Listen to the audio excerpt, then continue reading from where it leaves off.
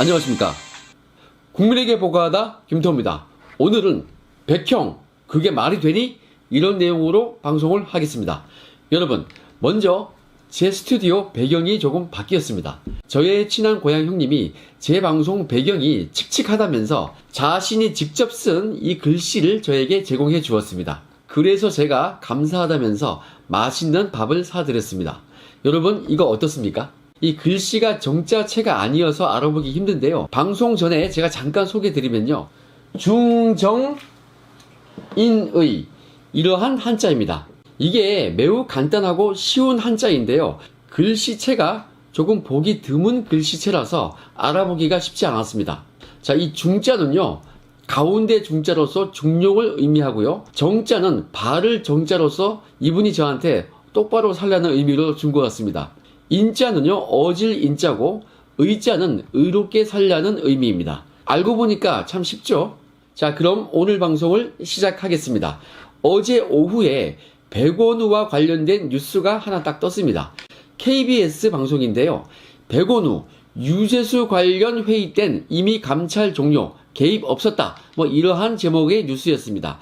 백원우의 주장은요. 청와대 박형철 반부패 비서관이 감찰 결과 그 보고서를 가져와서 그걸로 회의를 할 때에는 이미 감찰이 종료되고 그 처리 결과를 논의하기 위한 회의였다. 이렇게 주장을 했습니다. 그 시점에는 이미 감찰이 종료가 돼가지고 더 이상 감찰 중단이나 감찰을 무마하는 그러한 논의가 불필요한 시점이라고 강조를 했습니다. 그리고 유 전 부시장 본인의 동의하에 휴대폰 포렌식과 소환 조사가 있었지만은 그 이후에 본인이 청와대 감찰을 동의하지 않았다고 해명을 했습니다. 또한 청와대가 감찰을 중단했거나 무마했다는 일부 언론의 주장은 본인이 동의하지 않은 청와대 감찰에 대해서 강제로 계속 조사하라고 하거나 공직자와 연계된 민간인을 조사하라는 것이라서 청와대가 불법을 해서라도 감찰을 계속하라는 그러한 주장이 된다. 이렇게 변소를 했습니다. 여러분, 이 백원우의 이 말은요. 얼른 보면 그럴듯해 보입니다. 그런데요. 제가 여러 가지 면에서 이것이 궤변이라는 것을 설명을 드리겠습니다. 여러분, 이 백원우의 이 주장은요. 그 전제부터 잘못이 되어 있습니다. 백원우는 자기에게 유리하게 해석을 한 것입니다. 반부패 비서관실 특감반에서 이 유재수 감찰을 진행하던 중에 마지막에 자녀 유학비를 송금할 때 그때 사용했던 그 해외 계좌를 자발적으로 제출할 것을 요구했었고요. 유재수가 그 당시 아마 제 기억으로는 아마 그거 가져온다고 해놓고서는 연락이 두절되고 잠적을 한 것으로 저는 알고 있습니다. 그런데 이게 감찰이 끝난 게 아니라 감찰 혐의자가 잠적을 일방적으로 해버린 거죠. 감찰을 계속할지 아니면 그냥 말지 이거는요 감찰 대상자가 결정하는 것이 아니라 감찰을 하는 그 기관에서 결정을 하는 것입니다. 백원우의 주장대로라면 감찰 받을 사람 아무도 없는 겁니다. 물론 감찰 혐의를 받는 사람이 소환에 응하냐 응하지 않느냐 이것은 그 감찰 대상자 유재수가 결정할 수 있죠. 우리도 그것을 존중해 줘야 하고요. 그런데 소환되냐 마냐 이것이 100% 감찰인 것은 아니에요. 소환 조사는 감찰의 일환으로서 그 일부인 것입니다. 객관적 물증 확보와 관련자 증언을 듣는 거 이게 훨씬 중요합니다. 자, 물론 감찰 혐의를 받는 사람이 소환에 응하지 않을 수도 있고 자료 제출도 거부할 수 있는 거예요. 하지만은 그 외에 다른 방법으로서 감찰 대상자에 대한 확인은 얼마든지 진행할 수 있는 겁니다. 그런데 문제는 뭡니까? 그 다른 방법으로서 계속적으로 진행할 수 있는 그 감찰을 중단했다 이겁니다. 자, 그리고요. 유재수 같이 소환에 응하지 않는다고 해서 감찰을 진행하는 기관에서요. 감찰 대상자가 거부한다고 해서 그걸로 즉시 감찰이 종료된다는 것은 전혀 말이 되지 않는 것입니다. 감찰 조사의 방법이 꼭 혐의자를 대면 조사하라는 거, 꼭 그 방법만 있는 것이 아니지 않습니까? 백원우의 말대로라면 딱 이겁니다. 유재수가 이렇게 얘기하는 거예요. 야, 청와대, 이제 나 감찰하지 마. 나 감찰에 응하지 않을 거야. 그러니까 감찰 끝이야? 이렇게 말을 하면요. 청와대가 그걸로 감찰을 끝내야 합니까? 이거요, 전혀 그렇지 않습니다. 이게 말이 안 되지 않습니까? 감찰 받는 사람 마음대로 감찰이 계속되고 말고, 감찰이 종료되고, 이것이 결정된다는 것이 세상에 이게 말이 됩니까? 야, 백원우, 도대체 이게 말이 되니? 네 말대로 물론 유재수가 소환에 응하지 않으면 감찰 기관에서는 그거 강제할 방법이 없어. 그건 맞아. 그런데 감찰이 종료되는 건 아니지. 그걸로 소환만 거부하고 그것만 감찰에서 인정해 줄 뿐이지 감찰은 계속 진행할 수 있다고. 잘 들어봐. 당시 유재수가 여러 가지 그 뇌물이나 선물을 받을 때 유재수가 그 선물을 준 사업가들한테 어떠한 일을 도와줬는지, 금정국장이라는 자신의 위치에서 어떠한 편의를 봐줬는지 구체적으로 그런 거 밝히는 것도 감찰이야. 그것도 아주 중요한 감찰 활동이라고. 그리고 그 과정에서 유재수가 만약 자신의 동료나 그 부하 직원들에게 딱 지시를 해가지고 그렇게 사업가들에게 편의를 만약에 봐줬다면은 그것 또한 직권남용이 되는 거거든. 그러면 그 동료나 부하 직원들, 그 사람들 그 다 공무원들 아니야. 민간인 아니고 공무원이라고. 특감반에서 그 공무원들 소환해가지고 유재수가 어떠한 부당 지시를 했는지 그거 확인할 수 있잖아. 그것도 중요한 감찰 활동이라고. 그런데 그런 거 못하고 딱 중단된 거 아니야. 유재수 본인 딱 한 명만 불러가지고 그거 대면 조사하는 거, 그것만 감찰이냐? 자네 몰라도 한참 모르는구만. 아니면 막 알면서 모른 척 하는 거 아니야? 그게 더 나쁜 거지. 아니 뭐 더듬수 두는 것도 아니고 그게 뭐야 그게. 본인이 대면 조사 거부하고 자료 제출을 거부하더라도 방금 얘기한 것처럼 유재수의 불법적인 그 혐의들을 여러 가지 방법으로 다각도로 감찰 조사를 할 수 있는 거야. 부하 공직자들 공무원들이니까 특감반에서 참고인으로 불러가지고 뭐 여러 가지 물어볼 수 있는 거 아니야? 여러 가지 자료도 확인할 수 있고. 한마디로 그 당시에는 특감반이 유재수 관련 감찰을 얼마든지 추가로 진행을 할 수 있었다고. 그래야만 하는 상황이었다고. 알겠어? 그런데 조국하고 백원우 당신, 니들 둘이서 우리 모범생 박형철한테 지시한 거 아니야.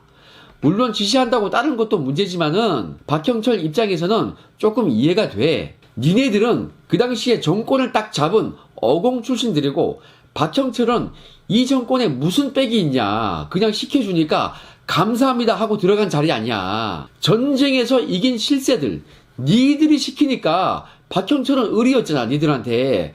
그러니까 박형철 비서관이 니들 그냥 시키는 대로 그대로 그냥 감찰 중단한 거 아니야. 뭐 인사권자인 조국이가 상관이 최종적으로 결정해버리면 그렇게 지시하면 어떻게 안 따라. 물론 교과서적으로는 거부하는 게 맞지. 그러니까 내가 고발했지. 박형철 비서관하고 이인걸 특감 반장하고 요 2명 내가 고발했지. 1급하고 2급 고위직이니까 책임이 있긴 있었단 말이야. 하지만은 그들 입장에서는 좀 어쩔 수 없었어. 어쩔 수 없는 게 나도 조금 이해가 되니까, 그러니까 내가 지금 고발 취하해준다 이런 말 하는 거 아니야 지금. 백원우, 당신이 만약에 최종적으로 누가 시켰는지 나한테 불면은 수사기관에서 그리고 국민들한테 그거 솔직히 말하면은 내가 당신 고발 취하도 한번 생각해 볼게. 진짜로 실제로 누가 최종적으로 당신한테 시켰는지 그거 말을 하면은, 당신 알고 있는 그거 말을 하면은 내가 고발 취하 그거 못 해줄 것도 없지. 그것도 나한테 승인을 받아야 되는 거야. 솔직히 말했는지 안 했는지 그거는 내가 판단하는 거야. 자, 그러니까 유재수 건은 조국하고 당신 니들로 인해서 감찰이 딱 중단된 거, 이게 맞는 거야. 어디서 감찰이 이미 종료되었다고 구라를 치냐? 그게 바로 궤변인 거야. 알겠어? 어디서 언론 플레이하고 있어? 여러분 어떻습니까? 백원우의 이 구라에 대한 저의 반박이 좀 어떻습니까? 그 당시에요, 절대로 유재수 감찰이 종료되지 않았습니다. 지들이 중단시킨 거죠. 조국하고 백원우가요. 자, 이것으로써 감찰이 이미 종료되었기 때문에 자기가 중단시킨 게 아니라는 이 백원우의 궤변은요, 제가 깨버렸습니다. 그렇죠? 자, 그리고 또 있습니다. 언론에 나타난 박형철 비서관과 조국의 진술을 종합을 딱 해보면요, 백원우는 조국, 박형철과 함께 이 유재수 문제를 회의할 때요, 지금까지 저와 함께 살펴본 바와 같이 감찰을 더 이상 진행하지 않는 쪽으로 의견을 개진한 것으로 저는 보고 있습니다. 그렇게 보여요. 그리고 유재수를 어떻게 처리하고 어떻게 마무리하는지에 대해서 백원우는 그냥 사표만 수리하는 것을 주장했을 것으로 추정이 됩니다. 언론으로 볼 때 그렇게 추정이 돼요. 제가 상당히 보수적으로 얘기하는 겁니다. 그리고 그러한 취지에 걸맞게 백원우가 금융위 부위원장 김용범에게 이러한 사항을 통보를 했습니다. 수사 의뢰까지 해야 한다고 주장했던 박형철 비서관은 자신의 뜻과 맞지 않게 이렇게 사표만 받아야 한다고 통보를 할 수는 없었을 것입니다. 그러니까 백원우가 통보했죠. 그런데 여러분, 이렇게 감찰 대상자의 비리 혐의가 확인되었음에도 불구하고 추가로 진행을 계속해야 하는 이 감찰을 중단한 것도 큰 문제지만요, 그렇게 비위가 확인된 사람에 대해서 그 처리 결과를 법과 원칙에 따라서 징계를 의뢰하거나 수사 의뢰를 했어야 하는데 그렇게 하지 아니한 것도 또 다른 중대한 범죄 행위가 되는 것입니다. 직권남용과 함께 직무유기도 되는 것입니다. 이 판례에 의하면 직권남용죄, 이 적극적인 행위 하나로만 의율이 됩니다. 자, 이러한 식으로 징계를 의뢰하거나 수사를 의뢰하는 것이 맞는 일처리인 것입니다. 그리고 백원우가 아니고 박형철 반부패 비서관이 그 금융위에다가 공문으로서 통보를 하는 것이 맞죠. 100번 양보해서 구두로 하더라도 정확하게 통보를 해야 하는 것입니다. 우리가 이 유재수를 감찰해 보니까 이러이러한 구체적인 혐의점들이 확인되었습니다. 금융위 소속이니까 이러이러한 우리가 확인한 점을 조금 더 조사해 봐도 좋을 것 같습니다. 아니면 지금 상태로도 비위가 확인되었으니까 중앙징계위원회를 상대로 중징계를 회부하는 것이 적절한 것으로 판단이 됩니다. 그러니까 저기 처리하시기 바랍니다. 이렇게 통보하는 것이 맞는 거죠. 자, 그런데 청와대 민정수석실은 이 조국과 백원우는 그렇게 처리하지 않고요, 두 가지 점에서 옳지 않은 방법으로 일처리를 했습니다. 그게 뭡니까? 바로 첫째는요, 공직자 감찰 담당인 박형철 비서관이 통보를 한 것이 아니라 백원우가 통보를 한 것입니다. 이것이 잘못됐습니다. 이거 담당이 아닌 사람이 일처리를 한 거죠. 그렇죠? 이것으로 알 수 있는 게 뭡니까? 시스템대로 돌아가지 않았다. 그리고 이 내용을 알면 안 되는 백원우가 이 일을 알고 있었다. 이겁니다. 두 번째를 지적하겠습니다. 이렇게 금융위에 통보할 때는요, 징계를 하라고 통보를 했어야 되는데 그게 아니고 사표만 수리하는 쪽으로 통보가 된 것 같습니다. 이거 뭐 완전히 제대로 된 일처리가 하나도 없었던 것입니다. 이 과정에서 우리는 무엇을 알 수 있습니까? 최종 책임자인 이 조국에게 큰 문제가 있었던 것입니다. 조국은요, 이러한 유재수 감찰 관련 문제를 왜 그 사실을 알아서는 안 되는 이 백원우와 상의를 했냐 이겁니다. 백원우에게는 보안을 지켜야죠. 여러분, 이거는요, 이 조국이 공무상 비밀을 누설을 한 것입니다. 백원우가 아무리 같은 식구라 하더라도 업무 자체가 이것을 알면 안 되는 다른 업무를 하는 사람이에요. 감찰과는 관계없단 말이에요. 더구나 공직자 감찰요. 그런데 그것을 백원우가 알아버렸습니다. 아니, 조국이 의견을 물었다면서요. 그 과정에서 이거 다 안 거 아니에요. 그리고 왜 백원우한테 의견을 묻습니까? 자, 이에 대해서 조국은요, 분명히 국회에서 발언을 했습니다. 스스로 말을 하기를 자신이 백원우에게 지시를 해가지고 백원우가 금융위에 통보를 했다. 딱 이렇게 말을 했죠. 자, 그리고 그 당시에 경미한 품위 손상이라고 그렇게 사유를 말을 했다고 하는데요. 이게 말이 안 되죠. 그래서 제가 여러분께 이미 말씀을 드렸습니다. 이거 1타 2피 아닙니까? 묻고 더블로 가. 딱 이런 상황이었죠.